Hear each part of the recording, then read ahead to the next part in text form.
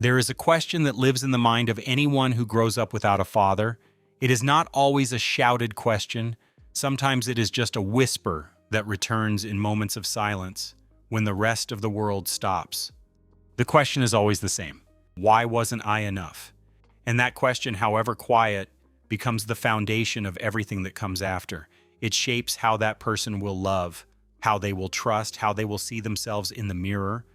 We talk about fatherlessness not as a statistic, not as a sociological category, but as a lived experience. Because when a father is absent physically or emotionally, something invisible yet devastating happens in a child's psyche. It's not just the lack of a figure, it's the lack of a mirror. It's growing up without someone showing you how to exist in the world, how to handle emotions, how to be a man or a woman with a healthy model in front of you. Children do not rationalize absence. They can't. Their brain is not yet equipped to understand that a parent can leave for reasons that have nothing to do with them. So what do? They take that absence and turn it into a story about themselves. He left because I'm not enough. I'm not interesting enough. I'm not lovable enough. This narrative takes root deeply, so deeply that even as adults, even with all the therapy in the world, that voice keeps whispering in moments of vulnerability. This is what psychologists call an attachment wound. In the first years of life, children learn whether the world is a safe or dangerous place based on who takes care of them. A present father teaches stability, safety, predictability, but when that father is missing, the child learns something different. They learn that important people leave. They learn that love is fragile. They learn that even implicit promises can be broken. And this lesson becomes the filter through which they see every future relationship. They enter friendships wondering when they will end. They enter romantic relationships expecting abandonment. It's not cynicism, it's protection.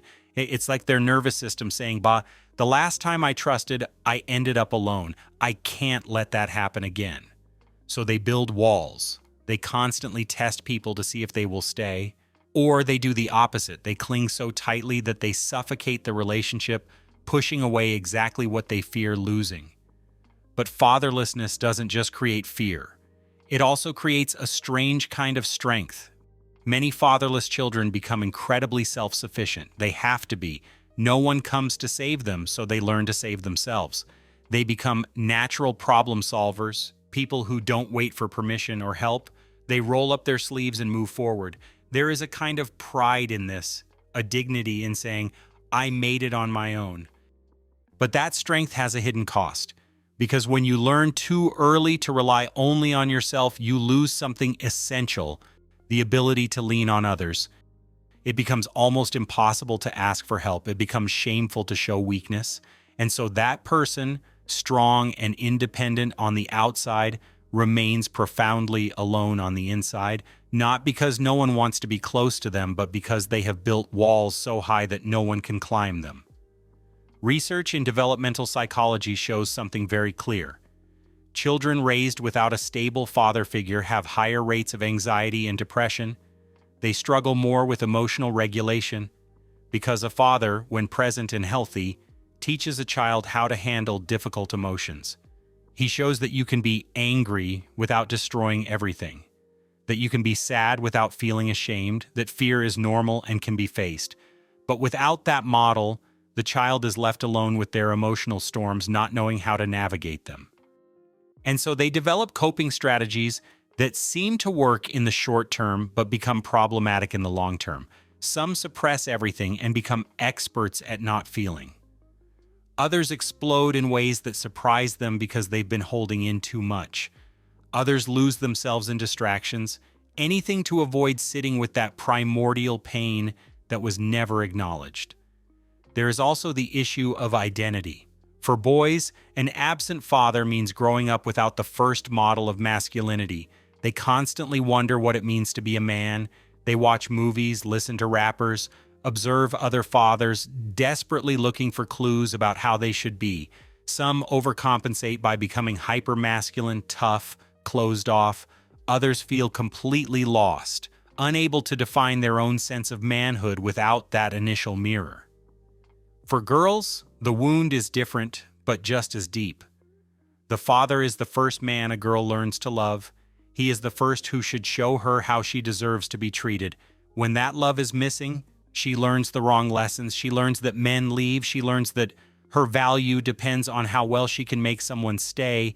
And then she carries those lessons into the world, seeking that paternal love in partners who often fall short. Or she does the opposite, building walls so solid that no man can ever get close enough to hurt her the way that first abandonment did. Studies confirm this. Girls without present fathers are more likely to enter early and often problematic relationships, not because something is wrong with them, but because they are trying to fill a void that only therapy and time can truly address. They are trying to answer that ancient question, am I worthy of being loved by a man? And they keep asking that question to the wrong people in the wrong ways until they learn to ask it to themselves. But there is something we must understand. Fatherlessness is not a life sentence. It is not a destiny carved in stone.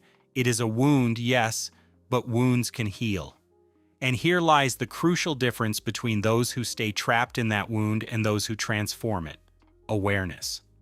When an adult begins to see how fatherlessness shaped their life, when they begin to connect the dots between that abandoned child and the adult who fears love, something changes. They begin to understand that their behaviors are not character flaws. They are adaptive responses to trauma. They are ways they tried to survive when they were small and vulnerable.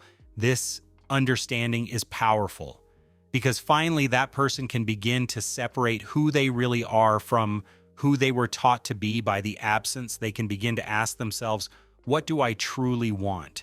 Instead of, what must I do so I won't be abandoned? They can begin to build relationships based on authentic choice rather than fear. There is a concept in psychology called mentalization. It means understanding that other people's behavior is shaped by their stories, their traumas, their limitations. When you apply this to fatherlessness, everything changes. You begin to see that your father didn't leave because you were wrong. He left because he was broken, scared, incapable, or trapped in his own demons. It doesn't excuse his behavior, but it frees you from the blame. And that freedom is transformative because you can finally stop carrying that weight. You can stop believing that something is fundamentally wrong with you. You can begin to see yourself with compassion instead of shame. And from that place of compassion, you can begin to rebuild. But let's be careful not to paint too simple a picture. Healing is not linear. There are days when all the inner work feels like it disappears. Days when that old question returns with force, why wasn't I enough? Days when you see a father with his child at the park and feel something twist inside. And that's okay because healing doesn't mean forgetting. It means learning to carry that wound without letting it control every decision you make. There is also a side of the story that is rarely told. Some children who grow up without a father develop extraordinary qualities precisely because of that absence. They become deeply empathetic because they know pain. They become sharp observers of others' emotions because they had to learn to read signals to survive. They become creative in building chosen families, friendships that become bonds stronger than blood.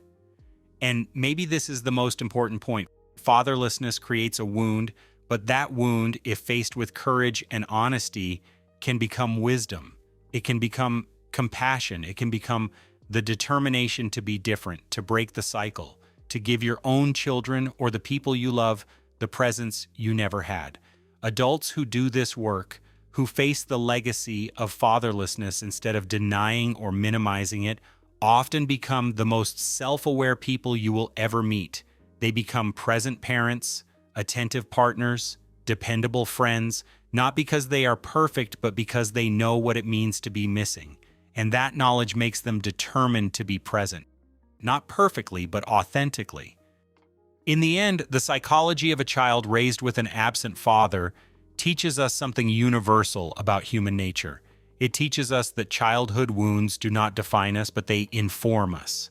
They give us a map of where we've been, what we've survived, who we can choose to become. And when we look at that map with compassion instead of shame, we begin to walk toward a version of ourselves that is not defined by absence, but by the conscious choice to be present. Because the true overcoming of fatherlessness does not lie in finding someone else to fill that void. It lies in learning to become for yourself the father you never had. It lies in treating yourself with the kindness, the patience, and the presence you always deserved. And when you do this, when you become the loving parent of your own wounded childhood, something profound changes. The question, "Why wasn't I enough?" begins to lose its power, and in its place grows a new certainty. I was always enough. No one ever showed me. And maybe this is the final lesson. Fatherlessness leaves a void, but that void does not have to remain empty. It can be filled with your presence, with your love for yourself, with your choice to live differently, not to erase the past, but to transform it into something meaningful, into wisdom, into compassion, into a quiet determination to break the cycle and be, for yourself and others, exactly what you once lacked. If you enjoyed the video, let me know in a comment and subscribe to the channel for more. See you soon.